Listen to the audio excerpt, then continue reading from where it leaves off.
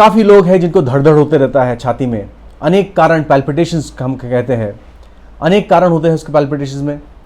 लेकिन अगर ये पैल्पिटेशन के साथ मुंह में से खराब बदबू, bad odour from the mouth, halitosis कहते हैं, ये अगर कॉम्बिनेशन है सिम्टम का, आपको पहला ड्रग जो सोचना चाहिए वो है स्पाइजीलिया।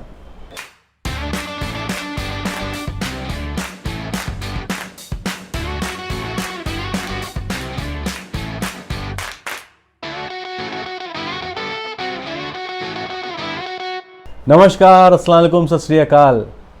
स्पाइजीलिया, जी हाँ, एक बहुत ही प्रचलित होम्योपैथिक दवा है जिसके बारे में हम बात करने वाले हैं। पूरा नाम है स्पाइजीलिया एंड हेलमिंथिका।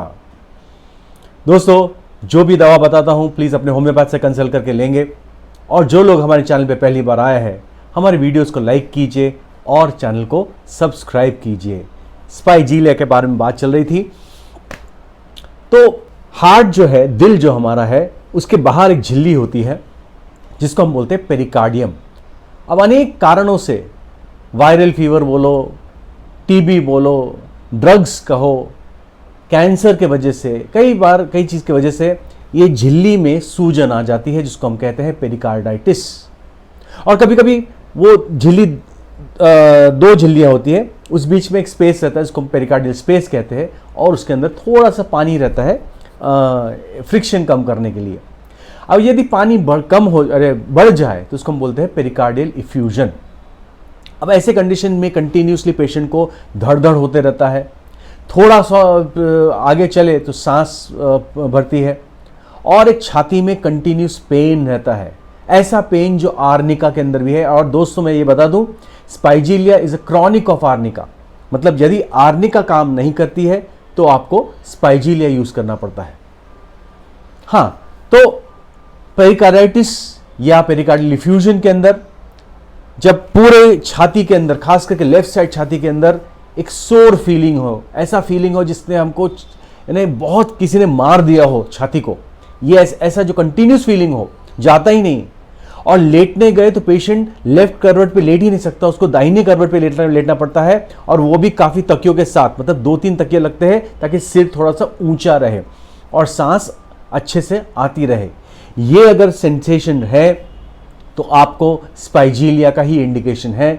हम लोग अक्सर स्पाइजीलिया को पोटेंसी में वापरते हैं। मैं मिलीसिमल पोटेंसी में यूज़ करता हूँ, LM1, LM2 या जैसे पेशेंट का इंडिकेशन है, लेकिन आप अपने होम्योपैथ से पूछ के पोटेंसी डिसाइड कर सकते हैं। ऐसे लोगों का पल्स अगर अब देखा जाए तो अक्सर इरेग्युलर पल्स हो सकता है और स्लो पल्स होता है। दोस्तों, ये स्पाइजीलिया का एक बहुत इंपॉर्टेंट इंडिकेशन है अरिथमियास के अंदर, मतलब पल्स को बैलेंस करने के लिए। और एक बहुत अच्छी इसका उपयोग है, वो है ट्राइजेमिनल न्यूरैल्जिया। अब कई बार कई लोगों को फेस पे, राइट साइड फेस, खास करके लेफ्ट साइड फेस पे, because Spigelia is a left sided remedy, but वो दोनों जगह काम करती है।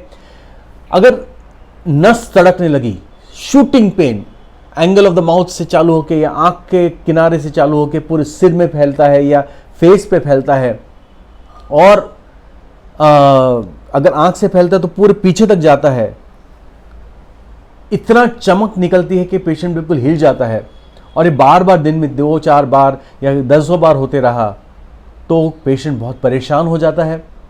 और कभी कभी तो ये इतना, कुछ लोगों में इतनी बेचैनी होती है कि पूरा का पूरा सर एक जकड़ लेता है। जैसे कार्बोलिक एसिड के अंदर सिम्टम है, कैक्टस में भी सिम्टम है, जेलसी में भी सिम्टम है, और ओनोस्मोडियम में भी एक सिम्टम है। ये सिम्टम स्पाइजीलिया में भी है।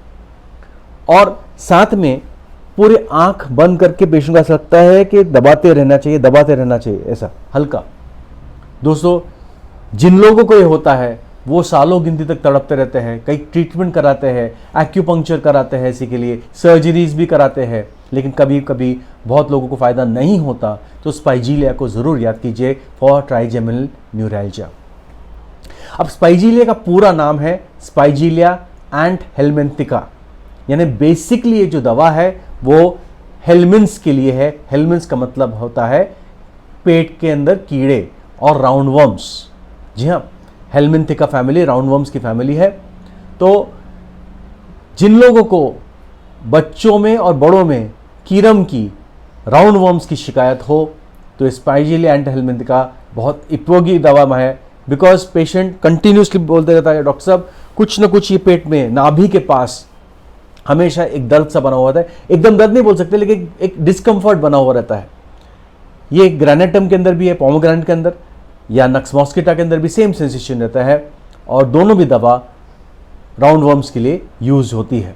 आपने स्पाइजीलिया को दिया, हमारा एक्सपीरियंस है कई बार कई पेशेंट के अंदर स्पाइजीलिया को थोड़े से हाई पोटेंसी में यूज़ करना पड़ता है वर्म्स के लिए, और पूर्णिमा अमावस्या के दिन खास करके जब टेम्परेचर थोड़ा सा कम हो जाता है तो ये वर्म्स निकलना शुरू होते हैं। इसको एक 8 से 9 दिन या 15 दिन लग सकते हैं काम करने के लिए वर्म्स के क्षेत्र में, लेकिन हार्ट के क्षेत्र में तो ये बहुत ही फास्ट काम करती है। ये हमारा एक्सपीरियंस है। दोस्तों, स्पाइजीलिया के बारे में आपको कोई प्रश्न हो तो वीडियो के नीचे पूछ सकते हैं। इंस्टाग्राम पे आदिल होम्यो सेंटर के नाम से है, वहाँ पर आप मुझे फॉलो कर सकते हैं और वहाँ भी आप डायरेक्ट मैसेज कर सकते हैं। उसी तरह से हमारा वेबसाइट है। दोस्तों, मैं दरख्वास्त करता हूँ जैसे आप हमारे YouTube चैनल पे आते हैं उसी तरह से आप वेबसाइट पे आइए। वेबसाइट का नाम है आदिल होम्यो सेंटर, और वहाँ पर बहुत सारी अनेक जानकारियाँ हैं आपको, खास करके हमारी किताबों की जानकारी। फॉर एग्जाम्पल, ये किताब है, बहुत ही प्रचलित किताब है हमारी, नोसोड्स मल्टीपॉलीक्रेस्ट रेमेडीज। एक छोटी सी किताब है, हार्डली 90 पेज की किताब है, और इसके अंदर सभी नोसोड्स का विवरण बहुत अच्छे से दिया है। आप इसको परचेज कर सकते हैं, और ये फ्लिपकार्ट पे भी अवेलेबल है और अमेजोन पे भी अवेलेबल है। तो यदि आप चाहें तो इसको परचेज कर सकते हैं। वैसे और भी कई किताबें हैं। दोस्तों, मैं मुंबई आता हूँ फर्स्ट सैटरडे एंड संडे हर महीने के। यदि आप मुझसे पर्सनली मिलना चाहते हैं तो आप मुझे कांटेक्ट कर सकते हैं 9307965618 के ऊपर, और बाकी दिन तो मैं नागपुर में रहता हूँ, वहाँ पे आप मुझे कांटेक्ट कर सकते हैं। Thank you very much.